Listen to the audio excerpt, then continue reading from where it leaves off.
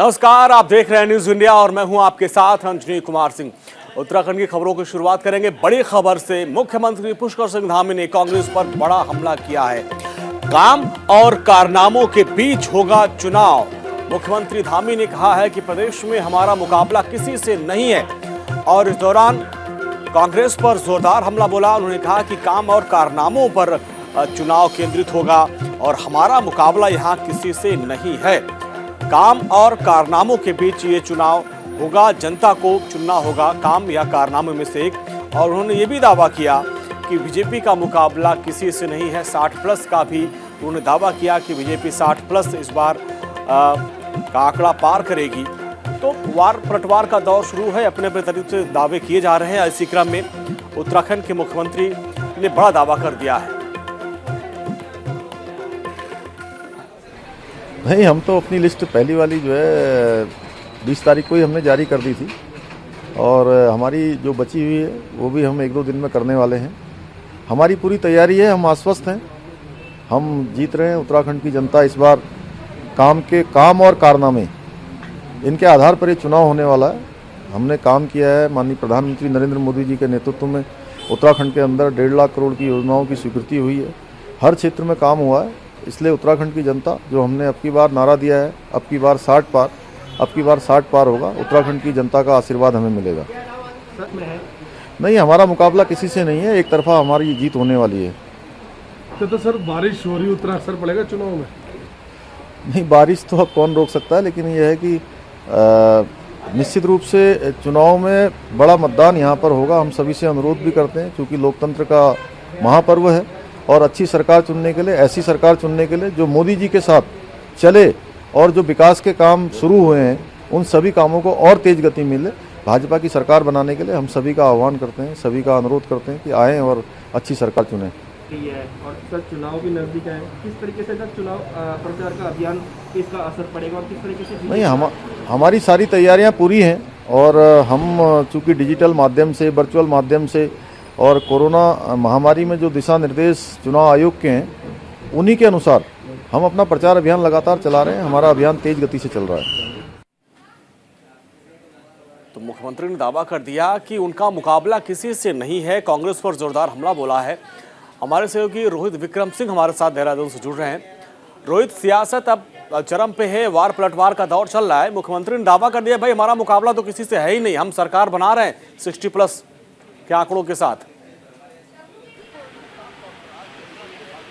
बिल्कुल रजनी, साफ तौर पर आज जिस तरह से भारतीय जनता पार्टी के प्रदेश मुख्यालय में चूंकि चुनावी मौसम में उत्तराखंड के जो तमाम पर्वतीय जिले हैं वहां पर बर्फबारी हो रही है, सीमांत क्षेत्रों में हिमपात हो रहा है, राजधानी देहरादून समेत तमाम जो जिले हैं वहां पर मूसलाधार बरसात हो रही है। पिछले 36 घंटों से मौसम ठंड हो गया, लेकिन जो सियासत है वो गर्म उत्तराखंड में हो चुकी है। और इसी के तहत आज भारतीय जनता पार्टी के जो चुनाव प्रभारी हैं प्रहलाद जोशी, उन्होंने आज मुख्यमंत्री पुष्कर सिंह धामी और प्रदेश अध्यक्ष मदन कौशिक को चुनावी सिंबल वितरित किया। उसके साथ ही तीनों ही बड़े नेताओं ने पार्टी कार्यालय से, पार्टी के मुख्यालय से एलईडी वाहनों को रवाना किया।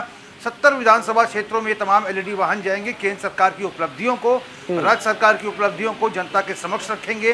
राज्य सरकार ने इन 5 सालों के भीतर क्या कुछ योजनाएं संचालित की हैं जिससे कि राज्य की जनता को लाभ मिला है, आंकड़ों सहित इन एलईडी वाहनों से जो वीडियो के माध्यम से एक शॉर्ट फिल्म दिखाई जाएगी। इसके पहले भी हमने देखा था कि जो विजय संकल्प यात्रा थी जिसकी शुरुआत 18 दिसंबर को गढ़वाल मंडल के लिए बीजेपी के प्रदेश अध्यक्ष मदन कौशिक ने हरिद्वार से की थी और कुमाऊं से इसकी शुरुआत केंद्रीय मंत्री अनुराग ठाकुर ने की थी। तो साफ तौर पर समझा जा सकता है कि उस यात्रा के दौरान भी ये एलईडी वाहन एक प्रचार रथ के रूप में थे जिसमें केंद्र सरकार की उपलब्धियों को, राज्य सरकार की उपलब्धियों को वीडियो के माध्यम से उत्तराखंड की 70 विधानसभा क्षेत्रों की जो जनता है उनको दिखाया गया था।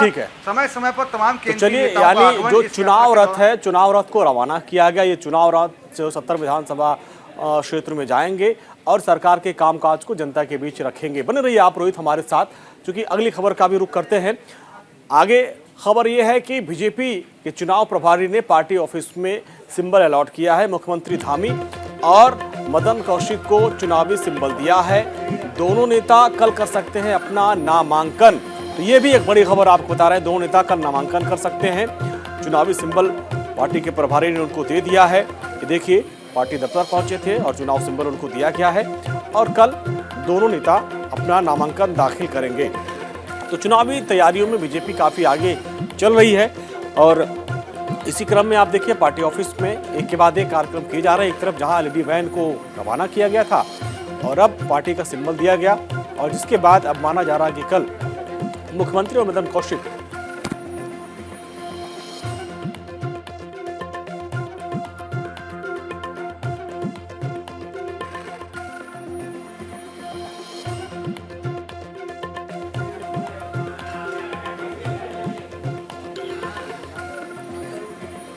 मुख्यमंत्री धामी को चुनावी सिंबल दिया गया है और माना जा रहा है कि अब वो कल नामांकन करेंगे। आगे बढ़ते हैं। विधानसभा चुनाव को लेकर सभी पार्टियां अपनी भी तैयारियों में लग गई हैं।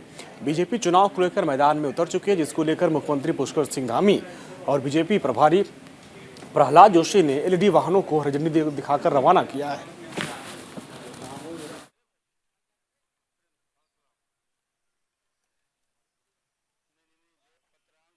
क्योंकि उत्तराखंड में अभी तक जो भी काम हुआ है केवल भाजपा के शासनकाल में हुआ है। अटल बिहारी वाजपेयी जी का शासनकाल हो या नरेंद्र मोदी जी का शासनकाल हो या वर्तमान की भारतीय जनता पार्टी की सरकार हो, जो काम भारतीय जनता पार्टी के शासनकाल में हुए वो कभी नहीं हुआ। इसलिए आज हमने अपने रथों को रवाना किया है जो पूरे प्रदेश के अंदर जाएंगे और भारतीय जनता पार्टी के माननीय मोदी जी के द्वारा किए हुए कामों को जन जन तक पहुंचाएंगे। लोगों का आशीर्वाद मांगेंगे कि एक बार फिर से सरकार, ऐसी सरकार जो सरकार नरेंद्र मोदी जी की सरकार के साथ चल पाए और उत्तराखंड को विकास के रास्ते पर ले जा पाए। सभी विधानसभाओं में जाएगी 70 की 70। ये एलईडी वाहन हमारे 70 की 70 विधानसभाओं में जाएंगे और पिछले 5 वर्षों में जो उत्तराखंड के अंदर केंद्र सरकार के द्वारा जो काम हुए हैं वो कामों को भी जनता के सामने ले जाएंगे, आम जनता के सामने, सामान्य जनता के सामने। और भारतीय जनता पार्टी के शासनकाल में ही उत्तराखंड बना था। अटल बिहारी वाजपेयी जी ने उत्तराखंड बनाया था और माननीय प्रधानमंत्री मोदी जी के नेतृत्व में इसको संवारने का काम हो रहा है। पिछले 5 सालों में 1.5 लाख करोड़ से भी ज़्यादा की योजनाएं उत्तराखंड के लिए स्वीकृत हुई हैं। जो भी काम आज, चाहे हम सड़कों की बात करें, हवाई सेवाओं की बात करें या रेल सेवा की बात करें, स्वास्थ्य सेवाओं की बात करें, हर क्षेत्र में अभूतपूर्व कार्य हुए हैं, किया है, करती है, करेगी। सिर्फ भाजपा करेगी, ये लोगों के बीच में जाकर बताएंगे।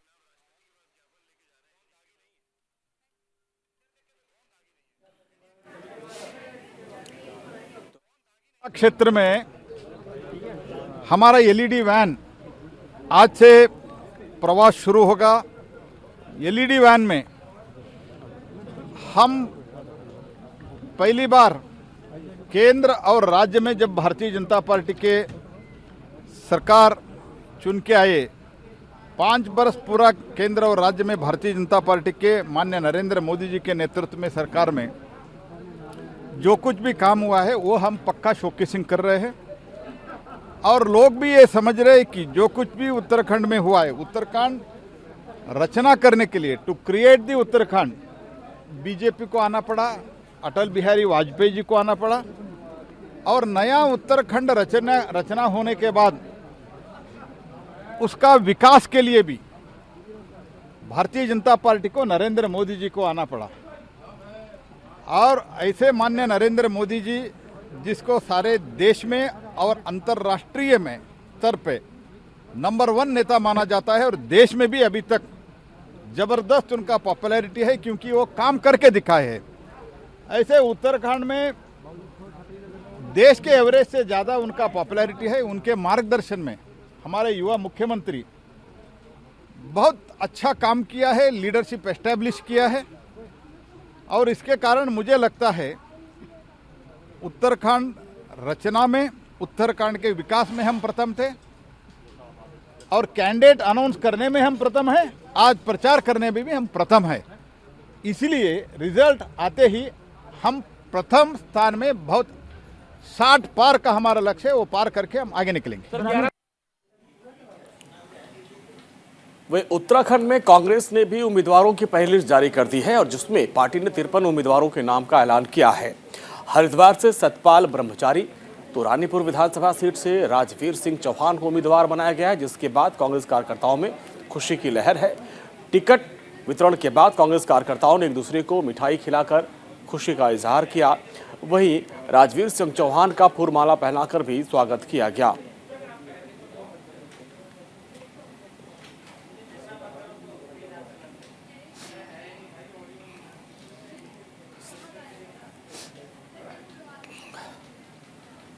तो आप देखिए उम्मीदवारों के नाम का ऐलान तो हुआ है और इसके बाद देखिए जो कार्यकर्ता है, जो समर्थक, उसमें खुशी भी है।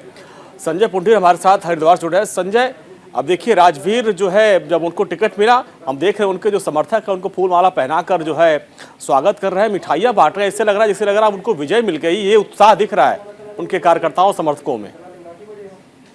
देखिए, निश्चित तौर पर जिस तरह से कांग्रेस की पहली सूची जारी हुई है, तो कहीं ना कहीं जो प्रत्याशी है और उनके समर्थक है, उनमें कहीं ना कहीं खुशी का माहौल है। अगर हरिद्वार की बात की जाए तो हरिद्वार सीट से सतपाल महाराज और हरिद्वार की रानीपुर विधानसभा से राजवीर सिंह चौहान को टिकट हुआ है और जिसको लेकर पार्टी कार्यालय पर लगातार ही सुबह से बधाई देने वालों का तांता लगा है।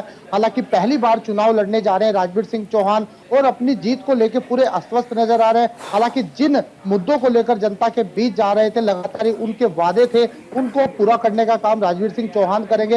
हालांकि अब उसके बाद कहीं ना कहीं रानीपुर विधानसभा में बगावत के सुर है, वो भी देखने को मिल रहे हैं। एक और जहां दावेदारी की लगातार ही लंबी लाइन लगी हुई थी, जिसके बाद कांग्रेस की पहली सूची आई है और दावेदारों की जो सूची है वो साफ हो गई है। उसके बाद लगातार दावेदारी कर रहे जो दावेदार थे, वो कहीं ना कहीं बगावत का रुख भी अपना सकते हैं और वो कहीं ना कहीं निर्दलीय चुनाव भी लड़ सकते हैं। जी अंजनी।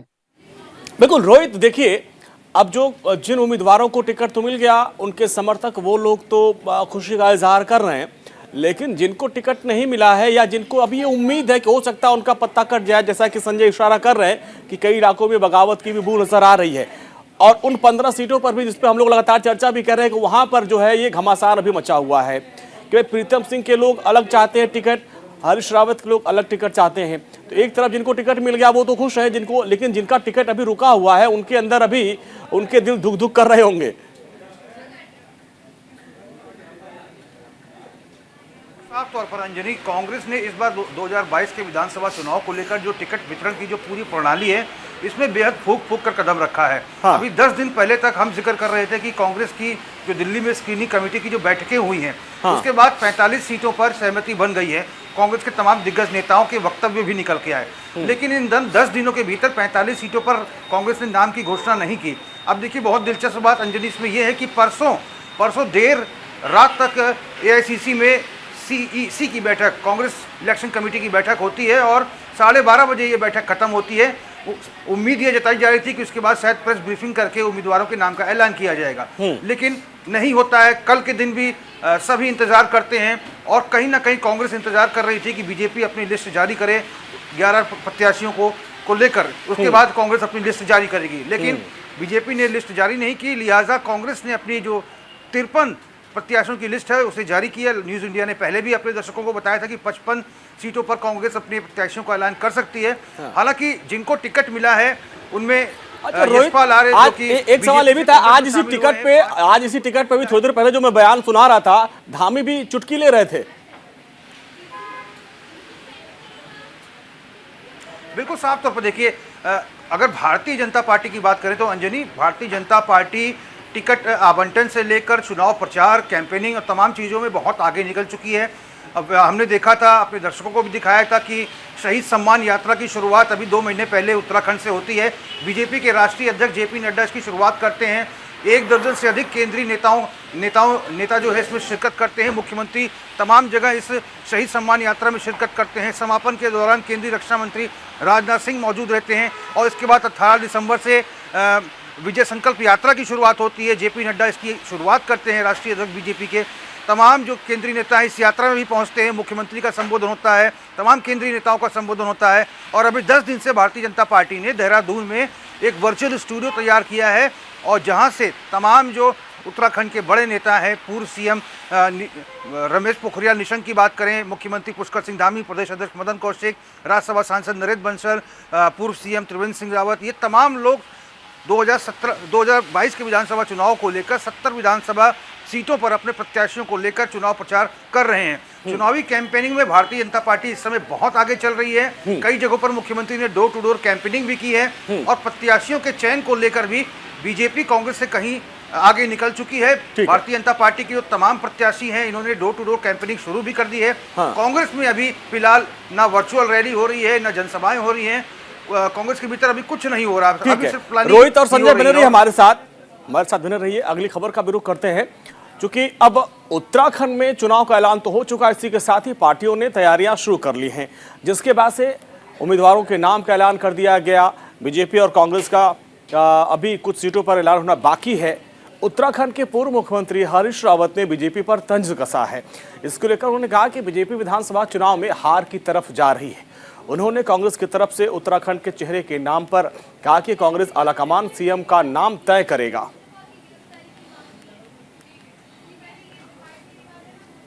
मेरे राज्य का जो मिजाज है वो 5 साल में परिवर्तन का है, और इस बार परिवर्तन होगा, इसके बहुत सारे कारण मौजूद हैं।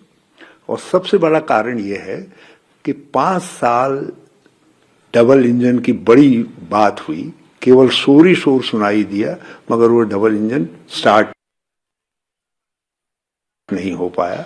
आपने 5 साल में 3 मुख्यमंत्री दे दिए, कोई मुख्यमंत्री परफॉर्मेंस नहीं दिखा पाया।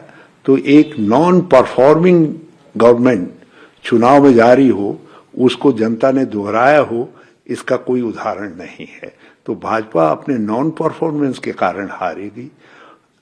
मेरे हाथ में एक काम है जो मुझे पार्टी ने सौंपा है, कहा है तुम कैंपेन को लीड करो, चुनाव तुम्हारे नेतृत्व में लड़ा जाएगा। मैं वो काम कर रहा हूं।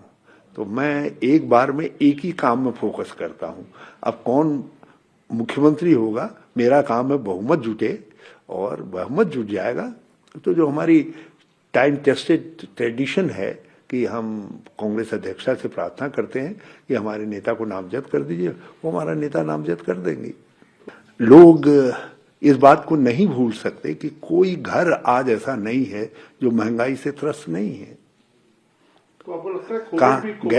गैस का सिलेंडर हर व्यक्ति से चीख चीख के कह रहा है कि परिवर्तन लाओ, भाजपा को हराओ। इसीलिए हमने नारा दिया है, बनाइए कांग्रेस की सरकार, गैस नहीं होगी 500 के पार। तो ये वहाँ पे गैस की कीमत तो वही है। नहीं, गैस की कीमत वही है। हमने यही कहा है कि हम इसको कम करेंगे, हम कुछ राहत देंगे करके। और दूसरी तरफ खाने के तेल की कीमत है, 58 रुपये में मिलता था 1 लीटर तेल, आज लोगों को 200 रुपये में खरीदना पड़ रहा है। अब सब लोग जान रहे हैं कि वो 200 रुपये में इसलिए खरीदना पड़ रहा है क्योंकि 142 रुपया आपको अडानी जी के जेब में डालना है। वहीं देहरादून में कांग्रेस के प्रवक्ता गौरव वल्लभ ने डबल इंजन की सरकार को कटघरे में खड़ा किया और कई तरह के आरोप लगाए। उन्होंने कहा कि डबल इंजन की सरकार अमीरों का विकास और गरीबों के साथ विश्वासघात कर रही है। डबल इंजन की सरकार पर किसी को अब विश्वास नहीं है। लगातार महंगाई बढ़ रही है, न तो केंद्र सरकार के पास कोई इसका उपाय है और न ही यहाँ की डबल इंजन की सरकार पर कोई जवाब है। पेट्रोल के दाम लगातार बढ़ रहे हैं, एक्साइज ड्यूटी बढ़ाई जा रही है, डीजल पर एक्साइज ड्यूटी बढ़ाई गई है और अरबपति जो है उनकी संपत्ति जो है कई गुना बढ़ती जा रही है।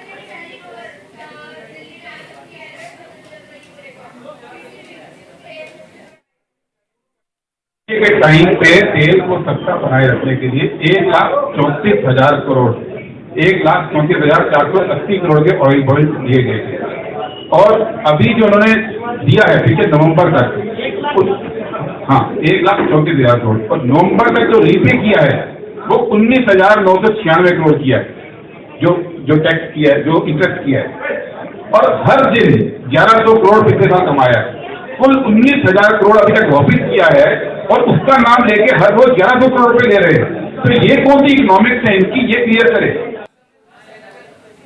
बीजेपी विधायक उमेश शर्मा काऊ ने हरक सिंह रावत मामले को लेकर बड़ा बयान दिया। उन्होंने कहा कि पूर्व मंत्री हरक सिंह रावत को समझाने की हर संभव कोशिश की, लेकिन अब उनका दल अलग है, उनकी विचारधारा बदल गई है। वो जहां भी रहे उनका भविष्य उज्जवल हो।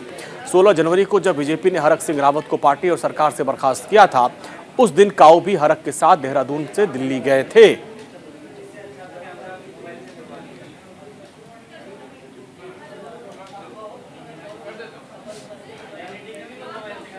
ये तो उनका दिल जानता होगा, वो ईश्वर जानता होगा कि हमने क्या, और आपको सबको पता है लगभग 3 महीने से कहाँ स्टैंड, जहाँ भी उनको ज़रूरत हुई हमने हर चीज़ में उनका साथ दिया और जो उन्होंने चाहा वो हुआ। तो आप देखिए उमेश शर्मा काऊ जो वो हरक रावत के बड़े करीबी माने जाते हैं और खबर ये उस वक्त भी आई थी कि हरक सिंह रावत के साथ उमेश शर्मा काऊ भी गए थे, लेकिन हरक सिंह रावत को पार्टी से बर्खास्त कर दिया गया। उमेश शर्मा काऊ अब ये दुहाई दे रहे हैं कि नहीं भाई, उनको समझाने की बहुत लाख कोशिश की गई, ठीक है वो गए हैं, उनका वहाँ स्वागत किया गया, अब उनकी राह अलग है, उनकी विचारधारा अलग है और हमने पार्टी ने उनको मनाने की काफ़ी कोशिश की है। रोहित और संजय हमारे साथ बने हुए हैं। संजय, अभी आप देखिए कि काऊ को लेकर इसके पहले भी हुआ था कि जब एक कार्यक्रम वो गए थे और मुझे याद है कि उस वक्त जो है एक और उनके साथ मंत्री भी जी थे और जहां कार्यकर्ताओं ने उनका विरोध किया था, काफ़ी बवाल हुआ था और तभी से माना जा रहा था कि काऊ नाराज़ हैं। अब जो है वो कह रहे हैं हरक सिंह रावत को मनाने की काफ़ी कोशिश की गई, लेकिन वो उनकी विचारधारा अलग है, अलग पार्टी में चले गए हैं। देखिए जी, निश्चित तौर पर जिस तरह आपने देखा है कि हरक सिंह रावत बीते दिनों कैबिनेट छोड़ के नाराज होकर चले गए थे, लेकिन कयास ये लगाए जा रहे थे जो विधायक काऊ है वो भी कहीं ना कहीं उनकी भी नाराजगी और वो भी पार्टी से इस्तीफा दे सकते हैं। लेकिन जिस तरह से भारतीय जनता पार्टी ने हरक सिंह रावत को 6 साल के लिए बर्खास्त कर दिया, उससे कहीं ना कहीं जो विधायक काऊ है वो साफ तौर पर उनके बहुत करीबी भी माने जाते हैं। और हालांकि जिस तरह से बीते दिनों उन्होंने बताया है कि जो हरक सिंह रावत है वो उनके वाकई करीबी है, तो ऐसे में अब उनका बयान जो सामने आया है वो उन्होंने साफ तौर पर कहा है कि उन्हें पार्टी ने काफी समझाने की कोशिश की है, उसके बाद अब उनका दल बदल गया है, अब उनकी विचारधारा अलग है। हालांकि जहां भी वो रहे उनका भविष्य उज्जवल हो, तो तमाम तरह के कयास लगाए जाते हैं। लेकिन अब जिस तरह से भारतीय जनता पार्टी की पहली सूची आई है, ऐसे में भारतीय जनता पार्टी पूरी तरह अपनी तैयारी में है। हालांकि हरक सिंह रावत जो कांग्रेस में गए हैं, कांग्रेस ज्वाइन की है, उनका अभी टिकट का कोई फाइनल नहीं हुआ है और उनकी जो पुत्रवधि है उनको भी लेकर कहीं ना कहीं अभी असमंजस की स्थिति देखी जा रही है। जी रोहित, मुझे याद है वो वाकया जब वो कार्यक्रम में गए थे, उनका विरोध किया गया था। इसके बाद ये माना जा रहा था कि भाई उनको यहाँ पे सम्मान नहीं मिल रहा है, बड़े नाराज थे। पहले तो हरक सिंह छोड़िए, काऊ को ही मनाने की तमाम लोगों ने कोशिश की थी, हरक सिंह रावत भी काऊ को मनाने की बात कर रहे थे। अब काऊ कह रहे हैं कि नहीं भाई ने हरक सिंह रावत को मनाने की कोशिश की गई, लेकिन वो नहीं माने, दूसरी पार्टी में चले गए। तो काऊ तो कम से कम फिलहाल स्थिर है या काऊ के भी जाने की संभावना कुछ है? रोहित ये देखिए अंजलि, बहुत वाजिब सवाल आपने पूछा है, क्योंकि हमें याद है कि अभी 2 महीने पहले ही उमेश शर्मा काऊ जो कि देहरादून की रायपुर विधानसभा सीट से विधायक हैं, एक कार्यक्रम में पहुंचे थे जहां पर भारतीय जनता पार्टी के संगठन के रायपुर के तमाम नेता थे। वहां पर जो है तमाम ऐसे नेताओं को बुला लिया गया था जिसको लेकर काऊ नाराज हो रहे थे। वहां पर धन सिंह रावत जो कि कैबिनेट मंत्री हैं वो मौजूद थे और तमाम ऐसे नेता थे जो काऊ की खिलाफत करते हैं रायपुर विधानसभा सीट पर। तो उसको लेकर उमेश शर्मा काऊ काफ़ी नाराज हुए थे, लेकिन ये तमाम समस्याएं जो हैं, ये चीज़ें जो है बाद में वाइंड अप हो गई थी। और उसके बाद लगातार जिस तरह से यशपाल आर्य और उनके बेटे संजीव आर्य का जो घटनाक्रम होता है कि वो बीजेपी छोड़ के कांग्रेस में चले जाते हैं, उस समय भी उमेश शर्मा काऊ का नाम सामने आ रहा था कि वो भी बगावत कर सकते हैं। और जब हरक सिंह रावत मंत्रिमंडल की बैठक को छोड़ के निकल जाते हैं और एक दिन तक 24 घंटे तक उनका फ़ोन स्विच ऑफ रहता है, उनका कोई अता पता नहीं रहता, उस समय भी ये कयास लगाए जा रहे थे कि हरक सिंह रावत बीजेपी छोड़कर जा सकते हैं और उमेश शर्मा काऊ भी जा सकते हैं। लेकिन अब धीरे धीरे जो तस्वीर है वो स्पष्ट हो चुकी है। अब उमेश शर्मा काऊ को रायपुर विधानसभा सीट से भारतीय जनता पार्टी ने अपना प्रत्याशी दोबारा बना दिया है। तो उमेश शर्मा काऊ अब सबको चलिए उनका मूड बदल गया है। बहुत बहुत शुक्रिया संजय और रोहित इस पूरी बातचीत के लिए आपका। तो अब काऊ का मन बदल चुका है, हालांकि वो कह रहे हैं हरक सिंह रावत को हमने काफी मनाने की कोशिश की है। आगे बढ़ते हैं। लगातार कई दिनों तक दिल्ली में चली मशक्कत के बाद कांग्रेस ने विधानसभा चुनाव के लिए अपने उम्मीदवारों की पहली लिस्ट जारी कर दी है। पहली सूची में 53 उम्मीदवारों के नाम शामिल हैं, जिसमें हरिद्वार की रानीपुर सीट से राजवीर सिंह चौहान को उम्मीदवार बनाया गया है। और उसी के साथ न्यूज़ इंडिया ने रानीपुर विधानसभा से कांग्रेस के उम्मीदवार राजवीर सिंह चौहान से चुनावी रणनीति को लेकर बातचीत की। अभी सुनिए क्या है उनकी आगे की तैयारी। उत्तराखंड में कांग्रेस की पहली सूची जारी हो गई है। जिसमें कांग्रेस ने अपने 53 प्रत्याशियों के नाम घोषित किए हैं। हरिद्वार सीट से सतपाल ब्रह्मचारी तो वहीं हरिद्वार की रानीपुर विधानसभा से राजवीर चौहान अपना प्रत्याशी बनाया है। और हमारे साथ इस वक्त मौजूद है राजवीर सिंह चौहान, इनसे बात करेंगे। बड़े बड़े दिग्गजों के टिकट काटे हैं और कांग्रेस ने आप पर भरोसा किया है, क्या कहेंगे? पार्टी का एक आम कार्यकर्ता हूँ और जब से मैंने हाउस संभाला पार्टी के कार्यकर्ता के रूप में काम करता हूँ। लेकिन पार्टी हाईकमान ने जो मेरे ऊपर विश्वास व्यक्त किया है, मैं इस क्षेत्र की जनता के सहयोग से हर वर्ग को साथ लेकर, हर व्यक्ति को साथ लेकर आगे बढ़ने का काम करूंगा और रानीपुर विधानसभा को जिताकर हाईकमान को सौंपने का काम करूंगा। और ये सिर्फ जीतने के साथ साथ विधानसभा का प्रतिनिधित्व इस सरकार बनाने में होगा। क्या प्राथमिकता रहेगी? ये सर्वविदित है, जिस तरह से 10 साल से स्थानीय विधायक ने अनदेखी इस जनता की है, खासकर जो नई कॉलोनियां सिडकुल के कारण और बीएचएल के कारण बसी हैं, उनमें डेवलपमेंट नाम की चीज बिल्कुल नहीं है। क्षेत्र का चहुमुखी विकास और रोजगार, ये इंडस्ट्रियल एरिया है। इस इंडस्ट्रियल एरिया में जिस तरह से कांग्रेस ने रोजगार के संसाधन पैदा किए थे, सिडकुल लगाकर, बीएचएल लगाकर, उसको समाप्त करने का काम वर्तमान सरकार ने किया हो, चाहे वर्तमान सरकार प्रदेश की हो या केंद्र की हो। उस जो सिडकुल में स्थिति बनी है उसको पुनः पूर्व की स्थिति में लाना मेरा परम उद्देश्य होगा। और महंगाई जो हमारी सरकार प्रदेश में आ ही रही है, जब हमारी सरकार होगी महंगाई पर भी प्रदेश में कंट्रोल होगा। और इसके साथ साथ स्टेट गवर्नमेंट की तमाम जो भर्तियां थी, केंद्र की तो बात छोड़ो, कोई भर्तियां पिछले 5 साल में नहीं हो पाई है। हमारी सरकार, क्योंकि माननीय हरीश रावत जी ने बार बार अपने स्टेटमेंट में कहा भी है कि हम जो बैकलॉग है उसे पूरा करने का काम करेंगे। हमने 32,000 भर्तियां पहले भी 2.5 साल में माननीय हरीश रावत जी के कार्यकाल में की थी, आगे फिर हम उन बैकलॉग को पूरा करेंगे। और वर्तमान सरकार जिस तरह से रिक्रूटमेंट बंद करके जो रिजर्वेशन को भी बंद करना चाहती है, रिजर्वेशन बंद ही हो रहा है। जब भर्तियां नहीं होंगी तो आरक्षण कहाँ से, जब भर्तियां होंगी तो आरक्षण भी होगा। तो इन तमाम चीजों पर हमारी प्राथमिकता होगी। राजवीर चौहान सिंह, और साफ तौर पर इनका कहना है कि उत्तराखंड में जिस तरह से कांग्रेस की सरकार आने वाली है, हालांकि यहाँ भारी मतों से जीत भी यहाँ हासिल करेंगे। अपने सहयोगी के साथ मैं संजय पुंडीर, न्यूज इंडिया, हरिद्वार।